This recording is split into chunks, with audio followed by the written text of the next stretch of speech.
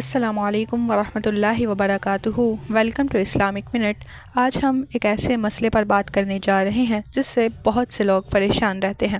آج کا موضوع یہ ہے کہ کیا آنکھوں کی بیماری کے لیے کوئی دعا یا عمل موجود ہے؟ کیا اسلام میں آنکھوں کی حفاظت اور شفا کے لیے کوئی وظیفہ یا دعا بتائی گئی ہے یا نہیں؟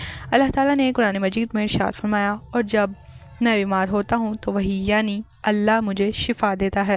یہ آیت ہمیں سکھاتی ہے کہ اصل شفا دینے والا صرف اللہ تعالیٰ ہے۔ ڈاکٹر، دوا اور علاج صرف ذریعہ اور اسباب ہیں۔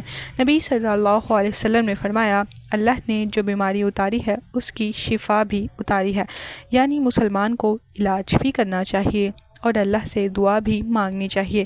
تو کیا آنکھوں کی بیماری کے لیے کوئی خاص دعا موجود ہے؟ جی ہاں، اسلام میں عمومی شفا کی بہت سی دعائیں موجود ہیں جو ہر بیماری کے لیے مفید ہیں، جن میں آنکھوں کی بیماری بھی شامل ہے۔